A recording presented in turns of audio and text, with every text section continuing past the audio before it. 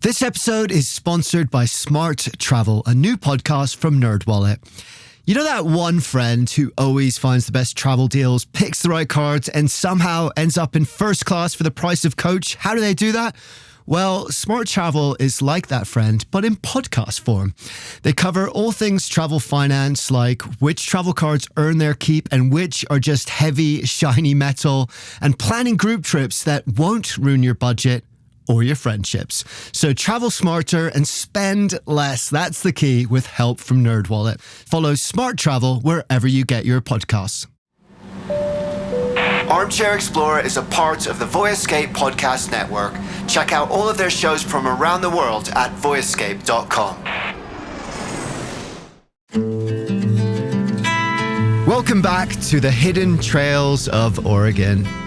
Today, we're in the heart of the Umatilla Valley for something special. The real West, as it's called, is Pendleton, Oregon, home of the one and only Pendleton Roundup. And that's where we're headed. If you've heard of it, well, I bet you've cracked a smile because you know what we're in for. But if not, don't worry. We didn't either. And by we, I mean your hosts, me, Aaron Millar, and my producer, Jason, who jumps in a few times, but mostly just cackles from the background. It's that kind of trip. We're going to meet princesses and champions, suicide racers, that's actually a thing, and steer wrestlers, and through it all, explore the Western ties that bring these groups to rodeo together each September. But first... Oh my God. We found a mechanical hog. It's like a giant red... That says save a bull, rat a pig. Like, he's lulling me into a bit of a false sense of security. It's spinning around, it's going up and down a bit, but he's got no problem. I think it's all in the hips. Oh, this guy's ridden all kinds of pigs. Oh, now it's twisting around. I gotta do it. You're gonna have to. You're gonna have to. It's no bucking bronco, but this is, after all, my first rodeo. We're outside the smaller of two arenas on the grounds, but you wouldn't know it. Thousands of people are pushing past any one of them, a ranch hand or roundup queen. They're in every kind of Western wear, fringe, beaded leather, and Stetson-style hats as far as I can see. It's warm for September, and that means drinks in every hand. Coors Banquet or whiskey straight up seem to be the drinks of choice. Stalls of vendors and visitors shout over pounding music. There's a saying here at the Roundup. It's written on the walls, cheersed at the bar, and screamed by every crowd. Let her buck. This is how you start day one of Pendleton Roundup. The hog's a lot bigger when you're up here. From down there, it didn't look that big. So the record is 68 seconds. My heart's pounding a little bit. And does the pig have a name? I'm not sure what, but it says something that a Brit on a pig is the least interesting thing around. The crowd barely glances over as the hog's handler hits the switch. All right, let's go. Whoa. It's really hard. Okay, I'm spinning. When it changes direction, oh my God! Good with the knees. Come on!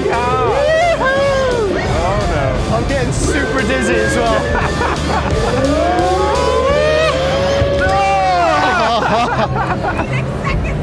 No! I came so close to doing the record. I thought I was going to do a lot worse. You got some strong knees there. Yep. Now I know why cowboys walk like this. Because my legs. I never squeezed a hog like that before. Pretty impressive, if I do say so myself. And I have to, because everybody else is heading towards the Happy Canyon Arena. Here they host concerts, a pageant night almost as old as the Roundup itself. And right now, the big boy version of my humble hog, it's time for the Xtreme Bulls. Who here is ready to meet the greatest bull riders of professional rodeo? We're in the open-air grandstands, hundreds of feet above an oval of dirt flanked by the facades of an old west town. Across a sea of horse trailers and campers, I could just make out the massive Roundup stadium, easily 5 times bigger than this one. We'll see events over there soon enough, but now explosions draw me back to the drama below. Oh, there's fireworks! Pyrotechnics. Look what they're writing something on the ground that they're about to set on fire. And those words, let her fly. Set the words on fire. One by one, bull riders are brought out like pro wrestlers. Fireworks burst, and I swear I can feel the heat. Lasers strobe the risers, and hard rock shakes my seat between every rider's intro. The rules of bull riding are simple. Seat a cowboy on the back of a furious 1-ton bull and hang on one-handed for an eternal 8 seconds. Pendleton, are you ready? When he nods his head, he goes to work. When he nods his head, so do you. Go! A thick metal gate bursts open, and before I can blink, the bull is airborne, flailing as his cowboy clings on. In a heartbeat, the rider is thrown, rolling from the hooves, while rodeo clowns rush in to rein the bull. Pendleton, what say you? Those bulls just made a terrible mistake. How tough can you be? All of a sudden, my near record on the plastic pig doesn't feel like something to brag about. Wild. I don't know what I expected, but it's even more awesome than that. That is insane. I love it. I'm in like full gladiator mode. Are you not entertained? It's part action movie, part rock show, blurring into the Super Bowl. It feels modern, but bull riding itself goes back to the Bronze Age. And that's true for rodeo contests in general. Bull riding, barrel racing, wild cow milking, that's actually a thing, are all based on tradition and in keeping those traditions alive. Letter buck makes a lot of sense from the back of a bull or even a hog. But as I'm about to find out, it's much more than a rodeo shout. It's a way of life.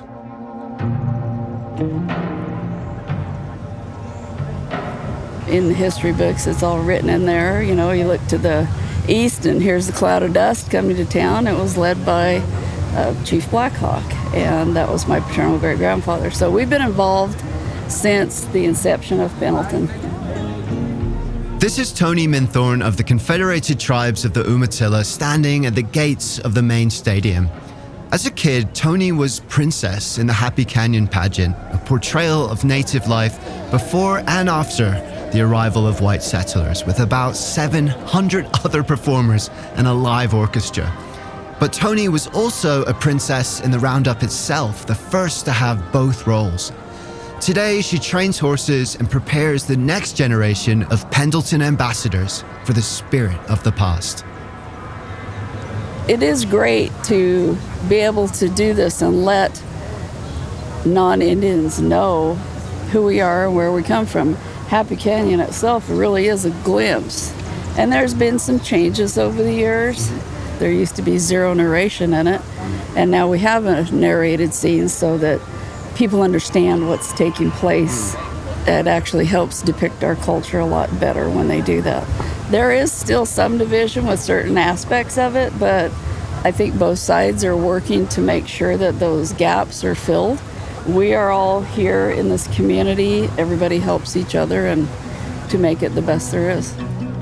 And that's exactly what Tony does here. She's something of a coach, a therapist, and a wrangler for the grand entry when Roundup royalty rides onto the field, Western elegance mixing with the dust of thundering hooves. 90% of the success of the grand entry isn't the fact that the girl can ride a horse and jump a fence.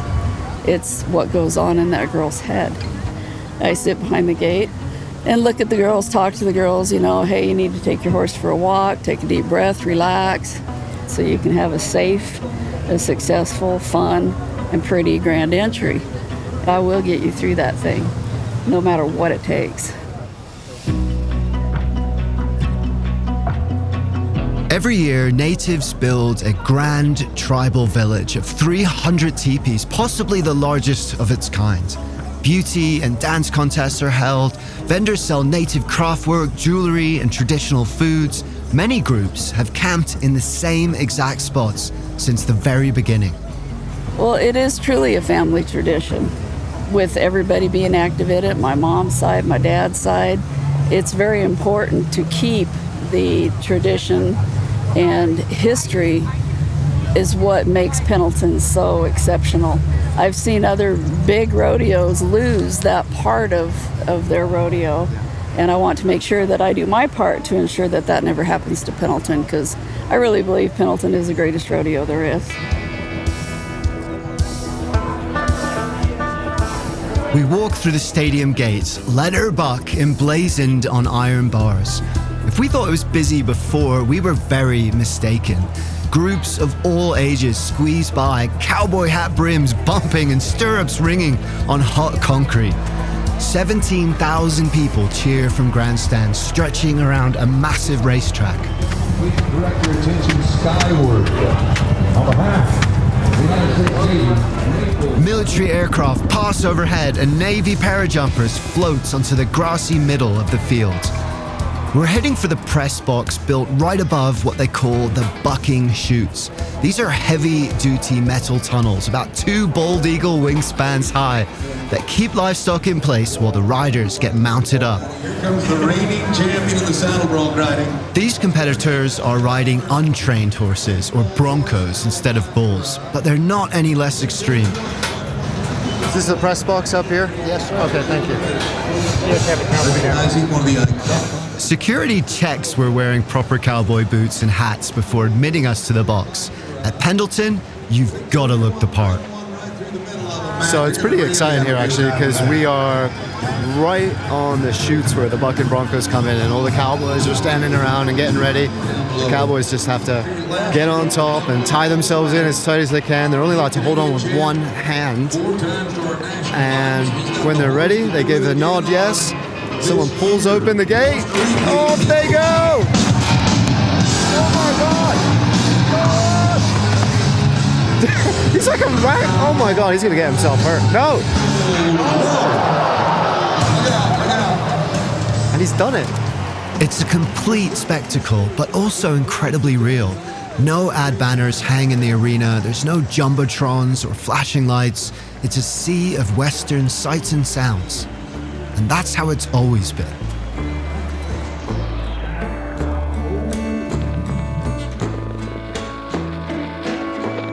The first Roundup 115 years ago was intended to be a frontier exhibition of picturesque pastimes for the championship of the Northwest. They picked September to coincide with the end of the harvest, and it exploded in popularity immediately. A rodeo clown from the 1920s remembered that during the moonshine days, if they caught you with a bottle, they couldn't put you in jail because the jails were full. All they could do was pour it on the ground. Word got out, he said, and that made Pendleton mighty popular. The words Pendleton Roundup, one reporter wrote at the time, are on the lips of thousands and will be for years to come. And they were. The Roundup only ever paused for World War II and COVID, and today it draws 65,000 people every year, paying out about $1 million in prizes.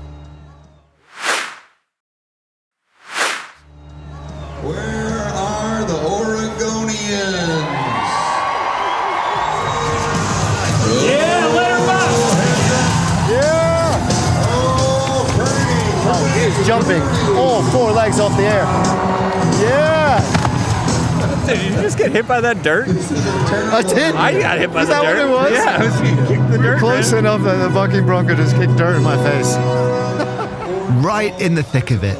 And with all that excitement, we could use a drink. Luckily, I know just the place. Right across the stadium, we find the notorious Leather Buck Room, built below the grandstands in 1958. They serve one thing and one thing only: hard liquor made by, you guessed it, Pendleton whiskey. It's jam-packed and rowdy, but has actually calmed down over the years. cowgirls famously used to climb on the bar and, well, I'll let someone else describe it. I bounced a lot of buck room for years. When we first started, they'd ring a bell and they had to take some of the garments off to get the t-shirt. And it was a different experience. This is Pat Nogle, a Pendleton legend, and not for his bartending. You know, I came here as a little chubby 12-year-old, and they'd let you sneak on the grass and watch the events. And I thought, you know, God, that's what I want to be. Pat is an Oregonian cowboy that grew up on his family's ranch. He's also a champion bulldogger or steer wrestler, which is exactly what it sounds like. He competed and won here at Pendleton for decades and still holds records to this day. Then you'll grab them by the horns as your horse goes by, and then bring them around, which it's kind of a timing strength event, and grab them by the nose and lay them down. As soon as all 4 feet are flat, the time quits. I thought that was like just a euphemism, but you're really wrestling steers. You know, it's bulldog and steer wrestling. Yeah, no, you're wrestling steers. Cool. Yeah. It's very unique. It's not like any other sport to begin with. And this is fellow champion and Olympic medalist Butch Knowles. These things actually started and evolved from ranching and different experiences, and so they molded it into a sport, and that's just out of cowboy try. And you don't see that. You know, you can name any other sport, basketball, football, whatever. You know, it just isn't that way. And that's true of every contest at the Roundup. It's not a costume they put on. It comes from real traditional work. Butch and I grew up in it, so kind of flattered to see, like, when people come to Roundup, everybody has cowboy boots, cowboy hats, you know, and it's good for the industry, you know. And you think, boy, if they've seen what we've seen, when you're out there on your horse gathering cows, Butch has a ranch also, and you're by yourself, you know, and you have good dogs and good horse, and the cows are behaving, you think, you know, glad everybody didn't know about this, or we'd be out of job. But then there's the other side too, when it's winter and the snow's 3 feet deep and you're feeding that hungry cow, and then nobody'd want the job. But Yeah, you know, it's funny. So the Roundup started, there was slack and going, but I had to go to the mountains and ride some country to clean up some cattle, and I was riding down a creek, and it was just about 7 o'clock, and I thought exactly what you're talking about. It was just absolutely beautiful. It was quiet, you know, it was just me and my horse and a dog, and elk were bugling, and at that point you think, I'm the luckiest guy in the world, and we really are lucky, you know. We've got to do everything that we love to do. And then we got to compete at rodeos like Pendleton and all the biggest, you know, the NFR, and have success and compete at that high level. And the friends that we've made, you know, Pat and I have known each other since we've been about 12 years old, you know, and been very close friends all those years. And you can't take that for granted. To me, I mean, there is nothing better. We've had a great life. That's amazing. Well, you guys are both legends, and it's been an honor to speak to you. So thank you so much. I know you got to get back out there and check out some of this rodeo, so thank you so much. Yeah, he's got to go sign autographs. don't walk with him. He's so slow. Everybody's stopping him all the way. Thanks, you guys. Butch and Pat are more than just good friends with championship buckles. Just like Tony and her family, they're celebrating but also preserving time-honored traditions, bridging the gap between the Old West and the New, ready to toss the reins to the next generation of riders.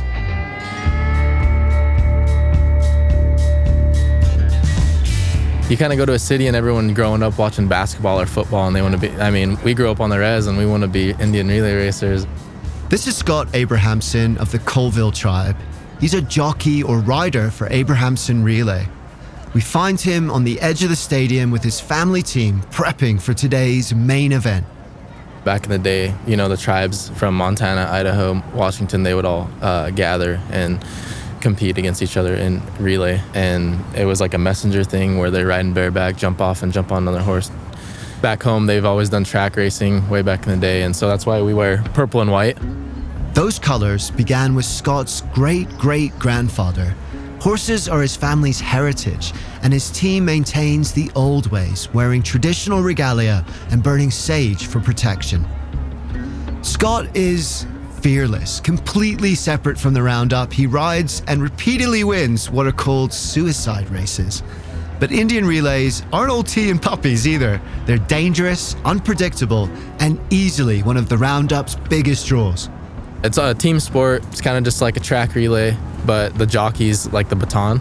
So we have 3 horses. They're all bareback, and the jockey starts on the first horse. We'll race around the track and come into our team. And we have a catcher, a holder, and a back holder. And I'll jump off and jump on the next horse and go around. That's our second horse. And then same thing, come in, jump off, jump on. And so there's 2 exchanges, 3 horses, and usually there's 4 to 6 teams. That's all adrenaline rush. It's just... What's it like riding bareback compared to a saddle? I mean, bareback, you don't use stirrups. But yeah, there's danger to both. Here, I mean, you're jumping on a horse and they're just letting you go, so you got to hold on and even coming out. And that's not even trying to stay on the horse coming around the track, so... And then I've always been told the faster you go, the smoother it is. So I always, that always helps me. They just tell you? Yeah, it's to an extent, it is. Yeah.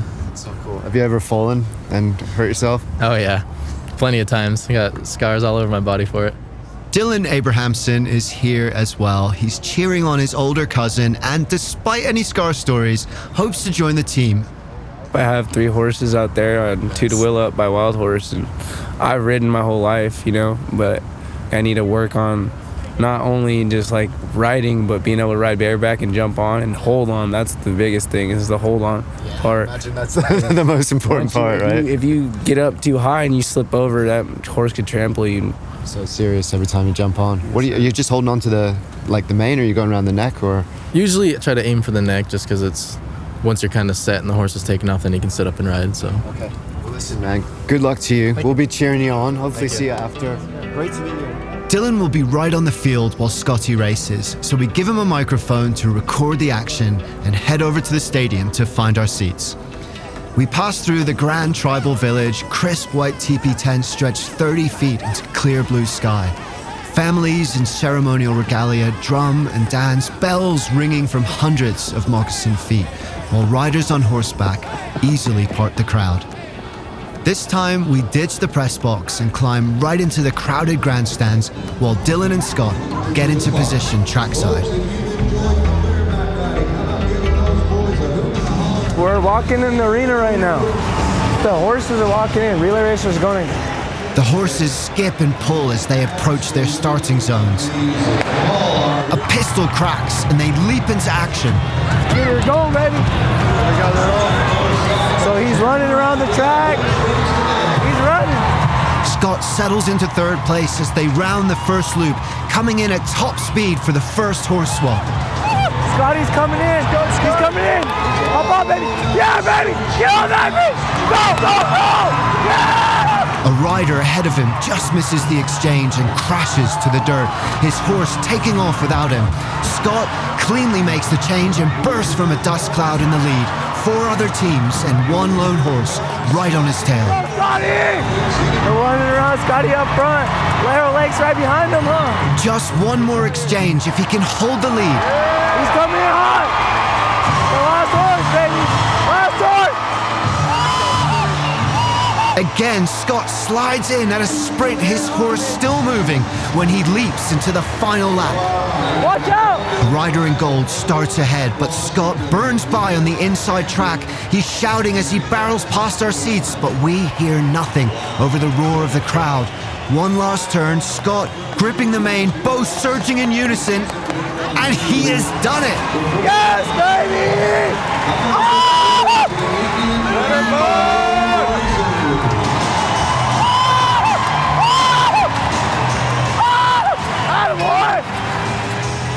In 1921, Charles Furlong wrote, "If one thinks the spirit of the Old West is dying, a certain 3 days of any September in Pendleton will soon change one's mind." And that's what this is. Older champions watching a new generation continue their legacy.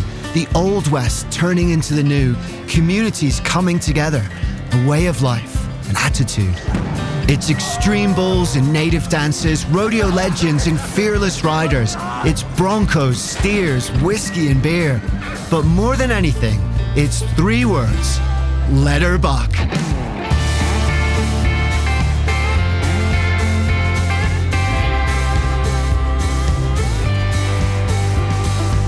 Thanks for joining me at the Pendleton Roundup. It might have been my first rodeo, but it won't be my last. Remember, you too can see all of this yourself. come to the rodeo. It's September every year. Just go to pendletonroundup.com for details and take my advice, book early. And if you'd like to take these hidden trails yourself, you can find out how to do so by going to traveloregon.com. Lots of great info up there about this trip and everything else you need to know to plan your next Oregon adventure. Thank you to all the guests that featured on the show: Tony Minthorn, Scott and Dylan Abrahamson, Pat Nogle, and Butch Knowles. And a special thank you to Greg and Petra for showing us such a great time. We can't wait to come back. And there's more to come, so hit that subscribe button and follow us wherever you get your shows. You're not going to want to miss any of this. This series was produced by Armchair Productions, the audio experts for the travel industry. Find out more at armchair-productions.com. Brian Thacker led our pre-production, Charles Tyree assisted on audio editing, and the episode was recorded by Jason Patton, who also wrote and co-produced it along with me, your host, Aaron Millar. I'll see you next time.